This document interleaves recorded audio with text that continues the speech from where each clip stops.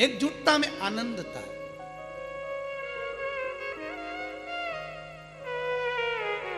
और वो एकजुटता की आनंदता हमारे जीवन की एक आनंदता को सुख प्रदान करती है कि हम कैसे अपने जीवन को जी सकते हैं।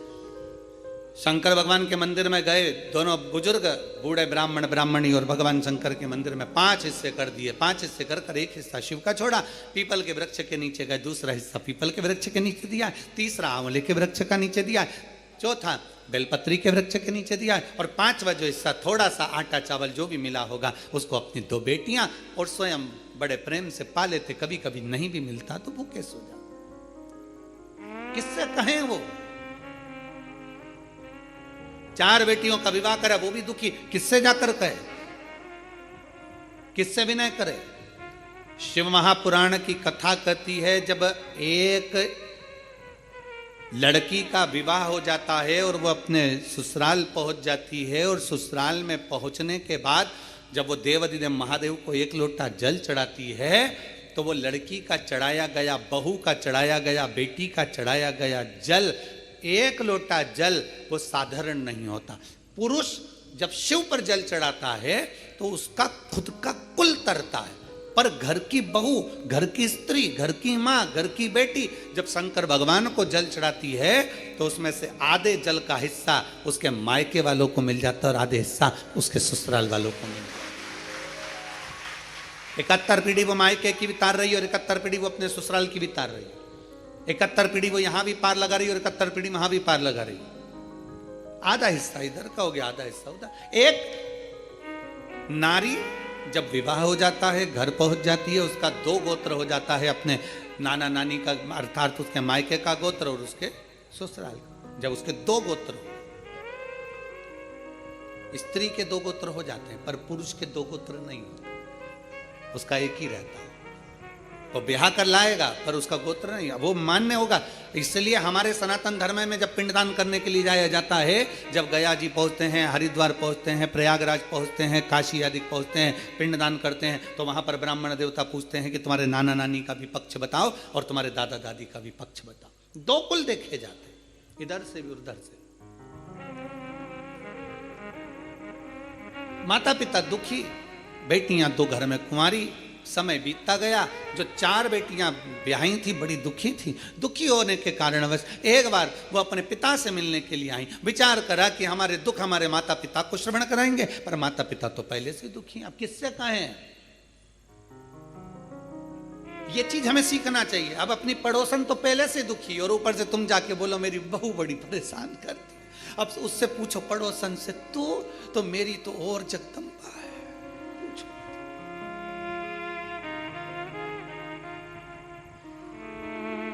कोई तन दुखी, कोई मन दुखी, कोई धन बिन रहत उदास, तुलसी या संसार में सुखी राम का दास। इस संसार में केवल एक सुखी है, वो भगवान का जो दास है, परमात्मा की जो शरणागति ग्रहण करने वाला है, भगवान का जो भजन करने वाला है, बस वो सुखी है। दामोदर मास की कथा, कार्तिक मास की कथा कहती है, बेटियां दुखी होकर, उनको नहीं मालूम था कार्तिक का महीना था, दामोदर मास था, बेटियां आज अपने पिता के घर आ गई। पिता के घर आती और पिता के घर में बेटियों ने 4 बेटियां आकर निवास करने लगी। पिता की आंख में जले, मैं क्या दूं इनको। अभी तो मेरे पास में इनको देने के लिए भी कुछ नहीं है, मैं इनको क्या प्रदान करूं। कार्तिक का महीना, दामोदर मास, दोनों बुजुर्ग माता पिता ने स्नान करना प्रारंभ किया। कार्तिक का स्नान करते, शिव के मंदिर में जाकर सेवा करते, चाकरी करके दोनों पति पत्नी कुछ भिक्षा के लिए बैठ जाते। बैठते भिक्षा के लिए जो मिलता लेकर 5 हिस्से कर कर घर पहुंच जाते। अब 5वां हिस्सा होता भी इतना सा कि एक गासा मतलब एक कोरा रोटी का टुकड़ा या इतना सा चावल मुख में पहुंच जाए।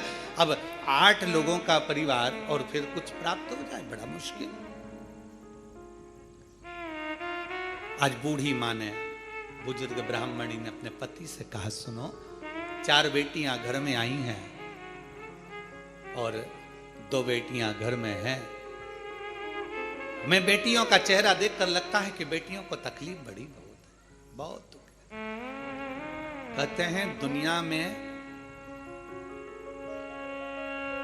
बुखार नापने का भी एक यंत्र मिल सकता है, बीपी नापने का एक यंत्र मिल सकता है, दुनिया में शुगर नापने का भी यंत्र मिल सकता है, सारी बीमारियां नापने का यंत्र मिल सकता है, पर दुनिया में किसी का दिल नापने का यंत्र नहीं मिल सकता।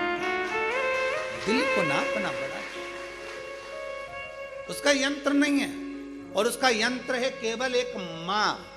घर का पिता और घर की मां एक ऐसी होती है जो घर में रहने वाली बेटियों का, घर में रहने वाले बेटों का, घर में रहने वाली बहुओं का, घर में रहने वाले पोता पोती का मुख देखकर जान जाती है कि इसको क्या तकलीफ है। वो यंत्र केवल माता पिता के पास होता है, केवल एक मां और पिता के पास के सिवा कोई यंत्र किसी के पास नहीं हो सकता। और शास्त्र कथा, शिव महापुराण की कथा कहती है, तीसरे नंबर पर आता है गुरु। वो यंत्र एक गुरु के पास भी होता है, पर माता पिता अपने बच्चे से कह देते हैं कि तुझे ये तकलीफ है, पर गुरु कभी नहीं कह सकता कि तुमको ये तकलीफ है। गुरु हमेशा यंत्र है, उसके पास में भी वो यंत्र होता है कि वो देख लेता है कि कितना दुखी है, पर गुरु नहीं कहता कि ये दुखी है। गुरु हमेशा कहता है मुस्कुराइए, खुश रहिए, सुखी रहिए। और मुस्कुराता हुआ गुरु अपने सामने से निकल कर चले जाए, देखता हुआ मुस्कुराता हुआ चले जाए, समझ लेना कि गुरु ने वो यंत्र से नाप लिया है और गुरु ने तुझे देकर कुछ भेज दिया है। वो गुरु है, नहीं देगा गुरु कुछ भी, कुछ नहीं देगा। तुम विचार करो, किसी गुरु के पास में करोड़ों का धन हो ना, तो गुरु जी के पास जाकर कहना गुरु जी करोड़ों का धन हमको दे दो, ना देगा गुरु, गुरु कभी नहीं देगा। आप गुरु जी के पास जाकर कहना गुरु जी तुम्हारे पास में इतना है हमको थोड़ा बहुत दे दो, नहीं देगा गुरु, बिल्कुल नहीं देगा। क्यों? क्योंकि गुरु जानता है आज अगर मैंने इसको थोड़ा दे भी दिया ना, तो ये मेरे पास नहीं आएगा तो दूसरे के पास जाएगा और इसकी मांगने की आदत पड़ जाएगी। पर गुरु देता नहीं है, पर गुरु उसको निगाह से देखकर मुस्कुरा कर ऐसा वर देकर चले जाता है कि अब तुझे मांगना नहीं पड़ेगा, तू उससे प्राप्त खुद कर सकता। हम किसके दरवाजे पर जाएं? बुजुर्ग माता पिता ने विचार करा, बूढ़ा बूढ़ी ने विचार करा, हम करें तो करें क्या। विचार करते करते आंखों में जल भर गया, बेटियों का भरण पोषण कैसे करा जाएगा, बेटियों के लिए क्या करा जाएगा। दोनों पति पत्नी चले रोते रोते, नेत्रों में जल भरते हुए। पति ने कहा चिंता मत करा, 5वां हिस्सा लेकर जा रहे थे और सारे वृक्षों के नीचे हिस्सा देते हुए चले जा रहे थे। दामोदर मास था, कार्तिक का महीना था। आज पत्नी के मुख से निकल गया, थोड़ा सा घी आया हुआ है, एक काम करते हैं 5 जगह इस घी का हिस्सा करना है, तो भगवान के मंदिर में दीप लगा देते हैं। पति ने कहा घी तो आया है पर कपास नहीं है। पत्नी ने अपने तन की साड़ी को फाड़ लिया, ब्राह्मणी ने तन की साड़ी को फाड़ कर बाती बनाकर एक शंकर जी के मंदिर में लगा दिया। दूसरी बाती उसने भगवान पीपल देव के नीचे लगा दिया, और तीसरी बाती उसने आंवले के वृक्ष के नीचे लगा दिया, और चौथी बाती उसने बेलपत्र के वृक्ष के नीचे लगा दिया। 4 बाती शिव महापुराण का स्कंद पुराण कहती है, ब्रह्म वैवर्त पुराण कहती है, हमारा शास्त्र कहता है, कुर्म पुराण कहती है, विष्णु पुराण कहती है कि पीपल का वृक्ष, बेलपत्री का वृक्ष और आंवले का वृक्ष, शास्त्र कहता है कार्तिक के महीने में इन 3 वृक्ष की जड़ में स्वर्ग स्वयं आकर निवास करता है। स्वर्ग स्वयं आकर निवास करता है, इन 3 वृक्ष की जड़ में स्वर्ग स्वयं आकर विराजमान करता है। और चौथे नंबर पर कहा गया कि जहां तुलसी का पौधा होता है, कार्तिक के महीने में तुलसी के पौधे की जड़ में गोलोक धाम आकर निवास करता है, स्वयं भगवान कृष्ण का धाम आकर निवास करता है। पति पत्नी विचार करते हुए साड़ी को फाड़ते, बत्ती बनाते, घी में डुबोते, दीप लगाते चलते जाए। जैसे ही शंकर के मंदिर में दीप लगाया, चिंता भगवान शंकर को हो गई। शिव जी ने इशारा करा पीपल देव को, जिसमें 52,000 ब्राह्मणों का वास होता है। पीपल देव को इशारा कर कर जैसे ही पहुंचे, पीपल के वृक्ष में से एक लड़की निकलकर बाहर आई, काका मुझे तेरे साथ चलना है। इतने में पत्नी पति से कहती है, अपने घर में 6 लड़कियां पहले से, कैसे लेकर जाएं इसको। पति कहता है देख वो उसका कोई नहीं है, पीपल के पेड़ के नीचे बैठ के रो रही है, ले चल। पत्नी ने हाथ पकड़ा, आगे बढ़े, आंवले के वृक्ष के नीचे पहुंचे। जैसे आंवले के वृक्ष के नीचे पहुंचकर जैसे उन्हें दिया लगाया और दीप जैसे लगाया। इसलिए लक्ष्मी का दीप कभी भी गोल बत्ती का नहीं होता, लक्ष्मी का दीप हमेशा लंबी बत्ती का होता, हमेशा लंबी बत्ती का होता। शिव महापुराण की कथा कहती है, बाती जो लगाई जाती है दीपावली पर लगाओ, चाहे आप धनतेरस पर लगाओ, चाहे आप रूप चौदस पर लगाओ, चाहे पड़वा पर लगाओ, चाहे दूज पर लगाओ, बाती हमेशा लंबी होना चाहिए, लंबी बाती। चाहे तेल की लगा रहे हो, चाहे घी की लगा रहे हो, भाव से। वैकुंठ ये सुंदर रूप चौदस की जो पूजन का विधान है, आपको धनतेरस की पूजन का जो विधान बताया था, धनतेरस की पूजन का जैसा विधान था, पहुंचकर पाटे को बिछाकर चौक पूर कर, जिस थाली में आपने स्वस्तिक बनाकर जो सिक्का रखा है, उसी में एक सिक्का और रखकर उसकी पूजन अर्चना करना है, वैसी की वैसे ही जैसा पहले कल कहा गया। रोली, चावल, हल्दी, मोली, मेहंदी, सिंदूर आदि सब चढ़ाते हुए, और साथ में 2 दीप लगेंगे। रूप चौदस के दिन 2 दीप है।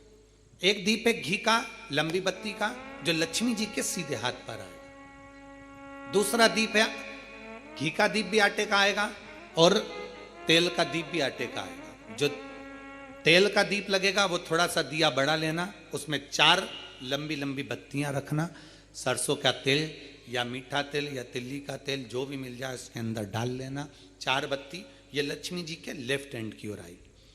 उसी आटे का तेल का जो दिया रहेगा उसके अंदर या तो पीली सरसों या काली सरसों, जो राई होती है, सरसों होती है, उसके थोड़े से दाने उसमें डाल दिए जाते हैं। लक्ष्मी जी का पूरा पूजन बड़े भाव से करिए, जल का छींटा दीजिए, रोली, चावल, मोली, हल्दी जो भी है आपके पास समर्पित करने के लिए पूजन की थाली में, वो समर्पित करिए। मीठे का भोग लगाइए और भोग लगाने के बाद में बड़े प्रेम से 5 कमलगट्टे, 5 हल्दी की गठान, 5 अमर बेल के टुकड़े। अमर बेल होती है एक लंबी सी बेल, पेड़ों पर चलती है, पीले कलर की, जो कि पूरे पेड़ पर छाई रहती है। उसको कहीं पर भी डाल दिया जाए वो बढ़ती चली जाती है। वो हमारे वंश की वृद्धि के, लक्ष्मी की वृद्धि के लिए श्रेष्ठतम मानी जाती है। 5 टुकड़े अमर बेल के, 5 हल्दी की गठान, 5 कमलगट्टे दोनों हाथ में लेकर मां लक्ष्मी से प्रार्थना करते हुए उन सिक्कों पर समर्पित कर दीजिए। सिक्कों पर समर्पित कर कर जो घी का दिया लगाया है तुमने लक्ष्मी जी के सीधे हाथ पर, उसको उठाकर माता की आरती कर लीजिए। जो तेल का दिया है, घी का दिया वापिस रखकर आरती के बाद में जो तेल का दिया है 4 बत्ती वाला जो तुम जला कर रखी हो, उसको पूरे घर में घुमाकर रूप चतुर्दशी के दिन, रूप चौदस के दिन, नरक चौदस के दिन पूरे घर में घुमाकर, सारे घर के दरवाजे खोलकर बड़े प्रेम से घुमाकर, मुख्य द्वार के बीच में जो घर से बाहर निकलने वाला द्वार है उसके ठीक बीचों बीच वो दिया 4 बत्ती का रख देना चाहिए। कुछ देर के लिए दरवाजे खुले रखना चाहिए। पूरे घर में माता लक्ष्मी का स्मरण करते हुए श्री शिवाय नमस्तुभ्यम बोलते हुए दिया रखकर जब वापिस आए, माता लक्ष्मी को झोली पसार कर प्रणाम कर कर कहें, माँ हमारे घर में निवास करो, आपका भंडार सदा भरा रहे, खाली ना हो। हे माँ, जैसे हम दामोदर मास की कथा का रसपान कर रहे हैं, कार्तिक मास की कथा को श्रवण कर रहे हैं, जैसे हमने कार्तिक के महत्व को जाना है और उस महत्व को जाना कि लक्ष्मी भगवान शिव की आज्ञा से जाती हैं, नारायण की आज्ञा से जाती हैं, उसी तरह आप हमारे घर में शिव और नारायण की आज्ञा से विराजमान होइए। माँ को प्रणाम करिए बड़े भाव के साथ। ऐसी ही ये रूप चतुर्दशी की पूजन का विधान है।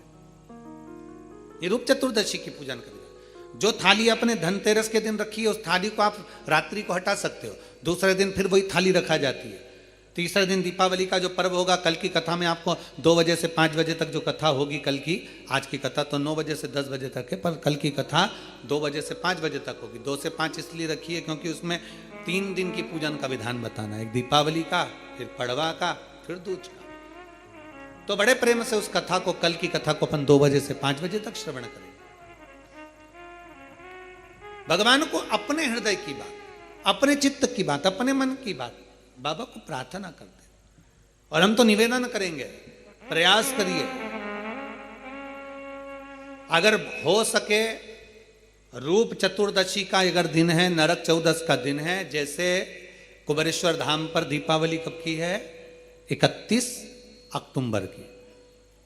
तो 29 तारीख को धनतेरस है, 30 तारीख को रूप चतुर्दशी है, नरक चौदस है। तो हम तो प्रार्थना करें, निवेदन करें आपसे, अगर हो सके, शरीर में अगर बहुत रोग है और बहुत तकलीफ की जिंदगी चल रही है, मतलब हर 2 महीने में 3 महीने में कोई ना कोई दुख तुम्हारे सामने आकर खड़ा हो जाता है, कोई तकलीफ आकर खड़ी हो जाती है, चाहे बच्चों को हो रही हो, चाहे बेटियों को हो रही हो, चाहे परिवार में हो रही हो, तो हम तो निवेदन करेंगे, रूप चतुर्दशी के दिन 1 लोटा जल, उसमें बड़े प्रेम से कोई थोड़ा सा इत्र का अगर भाग मिल जाए, और इत्र ना मिले तो पीला चंदन या लाल चंदन डालकर, अगर कहीं आंवले का वृक्ष हो, पीपल का वृक्ष हो और बेलपत्र का वृक्ष हो, 3 जगह पर थोड़ा सा वो लोटा जो घर से लेकर जाओगे, पात्र लेकर जाओगे, रूप चतुर्दशी के दिन तीनों वृक्ष के नीचे एक ही कलश से थोड़ा थोड़ा जल 3 स्थान पर चढ़ाइए और बाबा से अपने मन की बात कहकर आई है। आप खुद देखोगे कि 3 महीने में मेरा कुबेर भंडारी आपके दुखों को हरेगा। परंतु ये उपाय केवल एक रूप चतुर्दशी के दिन ही होगा, केवल रूप चतुर्दशी के दिन। कई लोग इसको दीपावली के दिन भी करते हैं, कई लोग इसको धनतेरस के दिन भी करते हैं, पर यह उपाय रूप चतुर्दशी के दिन करेंगे तो उसका फल चौगुना मिलेगा, चौगुना। और मान लो इस चतुर्दशी पर अगर आप नहीं कर पा रहे हो तो अगली इसी कार्तिक के महीने की जो देव दीपावली आती है पूर्णिमा के लगभग में, उस समय पर जो चतुर्दशी आए तो उस समय पर भी यह प्रयोग कर सकते, पर होगा कार्तिक महीने के अंदर। अब तीनों आंवले के वृक्ष के नीचे गए, वहां पर भी गए, दिया लगाया, दिया लगाते से ये कन्या वहां पर प्रकट हो गई। काका हमें आपके साथ चलना है। अब इतने में तो बुजुर्ग बूढ़ी माँ ब्राह्मण की पत्नी बोली, अब कहाँ लेकर जाओगे, कौन है, रो रही है, बिलक रही है, हमें तो आपके साथ चलना है, हमें लेकर चलिए। ब्राह्मण ने कहा अब ये रो रही है, कोई भी इसका नजर नहीं आ रहा है, इसको भी ले लो, लेकर चल दिया। ब्राह्मणी चिढ़कर बोली, घर में पहले से 6 बेटियां बैठी हैं, 2 और हो गई, कितनी हो गई, 8, और पति पत्नी 10। पति ने हाथ पकड़ाया पत्नी को, फिर आगे बढ़ गए, बढ़ते बढ़ते सीधे बेलपत्र के वृक्ष के नीचे पहुंच गए। अब तो बेलपत्र के वृक्ष के नीचे दिया लगाने ही वाले थे, इतनी देर में ब्राह्मण ने अपनी ब्राह्मणी से कहा, बिल्कुल मत लगा, बिल्कुल मत लगा, हो सकता है तू दिया लगाए और दीप लगाए और लड़की आ जाए, तो तू दीप मत लगा, दीप लगाए मत। बस ब्राह्मण और ब्राह्मणी दोनों बैठकर वहां पर दिए को ऐसे ही छोड़कर आगे बढ़ने लगे। इतने में ब्राह्मण की 6 लड़कियां घूमती घूमती अपने पिता और माता को ढूंढती ढूंढती आ गईं। बेलपत्री के वृक्ष के नीचे पहुंची, देखा दीप रखा हुआ है पर कोई जलाकर नहीं गया है, क्यों ना अपन इसको जला देते हैं, अपन इसको जला देते हैं। 6 बेटियों ने मिलकर उस दीप को प्रज्वलित कर दिया। जैसे ही दीप प्रज्वलित करा, एक लड़की वहां प्रकट हो गई और प्रकट होते से कहा, जीजी ओ जीजी, मेरे को तुम्हारे साथ चलना है, मेरा कोई नहीं है, मुझे लेकर चलो। अब तो 6 लड़कियों ने विचार करा, पिताजी इतना सा तो भात लेकर आते, उसमें एक एक गासा सबको मिल जाता, पिताजी थोड़ा सा भाग लेकर आते हैं, सबको इतना इतना सा मिल जाता है, और मालूम पड़े ये एक और बढ़ जाएगी तो 6 और 1 हम 7 हो जाएंगे। लड़कियों ने एक कहा कि देख भाई, हमारे पास में तो वैसे ही खाने का कुछ भी नहीं है। इतने में वो कन्या जो बेलपत्री के वृक्ष के नीचे से प्रकट हुई, उसने कहा, जी मुझे कुछ खाने को मत देना, मैं तुम्हारे सारे कपड़े भी धो दूंगी, बर्तन भी मांज दूंगी, तुम्हारा भोजन भी बना दूंगी, तुम जैसा बोलोगे मैं वैसा कर दूंगी। उसमें एक बहन बड़ी चतुर थी, एक बहन बड़ी चतुर थी। उसने विचार करा, चलो अच्छा है, घर का काम करेगी, अभी अपन सब मायके से भी आए हैं, फैलारा ज्यादा है, काम बहुत सारा है, करेगा कौन, माँ दुखी है, पिता दुखी है, तो यही करेगी। हाथ पकड़ा ले गए। अब तो चलती चलती वो लड़की बोली, मेरे तो पाँव दुख रहे हैं, मुझसे चलता नहीं बने। तो उसमें से एक चिल्ला के बोली कि तुझसे चलता नहीं बने तो तू आई क्यों, जा वापिस जा। नहीं, मेरे को तुम कंधे पर बिठा लो, मैं आराम से चली जाऊंगी। अब इनको क्या मालूम था, बताओ, हम तो अच्छे के लिए लेकर गए तो ऊपर से कंधे पे चढ़ गई। अब उसको कंधे पर बिठा लिया, उसने लहंगा इधर पीछे कर कर दोनों पांव लटका कर कंधे पे बैठ गई और चोटी पकड़ ली जीजी की। और चोटी पकड़ते पकड़ते बड़े प्रेम से जो पहुंची आवाज लगाया, पिताजी पिताजी पिताजी। जो पिताजी बाहर आकर बोले, क्या हो गया बेटा, किसकी बेटी को लिया सिर पर बिठाकर, कंधे पर बिठाकर? अरे पिताजी एक दिया रखा था बेलपत्री के वृक्ष के नीचे, हमने सोचा कौन रखकर चले गया, जलाकर आ गया, जलाकर। अब तो पिता को लगा, उन्होंने ब्राह्मणी को बुलाया, देख वो मैंने मना करा था दिया मत जला, और दिया जलाया और वो आई। अब ये देख, अंदर जाकर बेटियों ने देखा तो दो तो पहले से बैठी थी, एक साथ में आ गई। कितने हो गए? सब मिला के 11। अब 11 की 11 एकत्रित हो गए।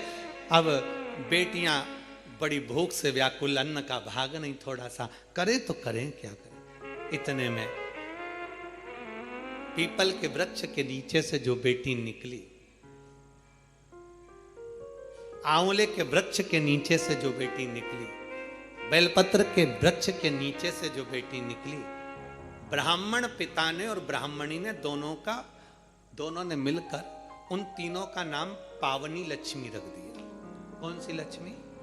पावनी। पावनी का मतलब जानते हो? पावनी का मतलब होता मेहमान। कौन सी लक्ष्मी है?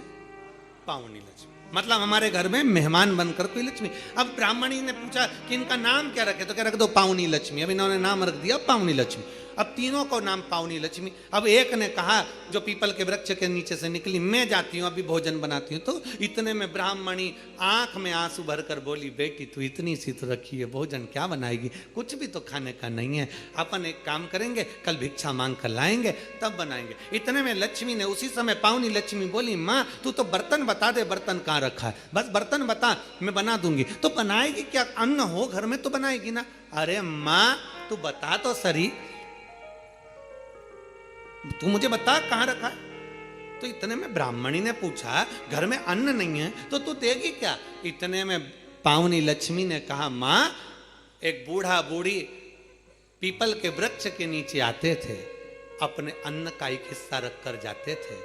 शंकर भगवान बोले हैं, उनके अन्न का पूरा हिस्सा चुका कर आना है, इसलिए मैं तुम्हारे दरवाजे पर आई हूं। मां भागवता बर्तन दिए, भोजन बनना तैयार हुआ। जैसे ही भोजन बनकर तैयार हुआ, सबने पाया ऐसा स्वादिष्ट भोजन, आज पेट भरकर जिंदगी में पहली बार भोजन करा। भोजन कर कर बर्तन मंज कर रखे ही थे। कोई रिश्तेदार कभी नहीं आता था, क्योंकि धन ही नहीं था। सुख के साथी हजारों हैं, जब दुख पड़ा तब कोई। धन के साथी हजारों हैं, जब धन नहीं तो कोई। अब धन नहीं, कोई रिश्तेदार नहीं आता था। आज सब भोजन कर कर आराम से बस चक होकर खूब आनंद में रह रहे थे, खूब प्रेम से बात कर रहे थे। इतने में जो मामा कभी नहीं आता था वो मामा आ गया, और मामा आकर दरवाजे लगाया, दरवाजा बजाया, और आवाज बजाकर जैसे दरवाजा बजाया, जीजी आई बाहर। बहन ने कहा, भैया तू इतने सालों के बाद आज आया है, कैसे आना हुआ। बहन यहाँ से निकल रहा था, बहुत भूख लग रही थी, सोचा तेरे घर का भोजन करते हुए चले जाऊं। अब ब्राह्मणी ने मन में सोचा, जो भोजन था वो तो सब हम खा गए, 11 की 11 पूरा निपटा गए, कुछ बचा तो है नहीं। अब तुझे दे तो दे क्या प्रदान करें। इतने में दूसरी लक्ष्मी, पावनी दूसरी लक्ष्मी आंवले के वृक्ष के नीचे की बोली, अरे माँ क्यों चिंता करती है, तुम्हारा मामा तुम्हारा भाई हमारा मामा बिठा, अभी हमें भोजन बना के लाती हूँ। दूसरी ने जैसे कहा भोजन, तो इतने में ब्राह्मणी ने कहा कि भोजन पहली वाली तो दे दी पीपल का भाग, अब तू कहाँ से लाएगी। दूसरी बोली, एक ब्राह्मणी आते थे, आंवले के पेड़ के नीचे भिक्षा रख कर जाते थे, हिस्सा मेरे को भगवान शंकर जी बोले हैं उनका हिस्सा पूरा चुका कराना, इसलिए मामा को भी खिला कर भेजती हूँ। जो भोजन बनाया मामा तो चक खाया, वहीं पड़ गया, वही सो गया। मामा जैसे सोया, खूब आनंद में रहे। अब सब की सब आनंद में सो रहे थे, सब आनंद चक से सो रहे थे। तीनों कन्याओं ने, दो ने उठकर आखिरी पावनी लक्ष्मी से, पार्वती जी की उस बेलपत्री के वृक्ष के नीचे से निकली उस कन्या से कहा, जीजी अब तेरी बारी है, तू अब कुछ कर। पावनी लक्ष्मी ने कहा, चिंता मत करो। ब्राह्मणी को जगाया और ब्राह्मणी से कहा, एक काम कर, पूरे घर का कोठा साफ कर दे, झाड़ू को घर के पीछे रख दे, चलनी पर कपड़ा ढाक दे, सूपड़े को छुपा कर रख दे, और मैं इस कोठे में सोऊंगी, तू बाहर सो जा। बेटा ब्राह्मणी बोली कोठे में तो तुझे डर लगेगा। ना ना मां, तू बाहर सो, मैं कोठे में सोऊंगी। बेलपत्र के वृक्ष से निकली हुई वो कन्या कोठे में सोई। कन्या ने जो दृष्टि करी, चारों तरफ पूरा धन से कोठे को भर दिया, भर कर बाहर निकल। जैसे ही बाहर निकली, निकलते से ही उसी समय पर मामा ने देख लिया, आधी रात को जीजी की छोरी बाहर जा रही है। अब उसको क्या मालूम था, मामा कभी जिंदगी में आया हो तो मालूम हो कि जीजी की छोरी 6 थी, ये तो दिखने में कितनी हो गई, पूरी की पूरी ना।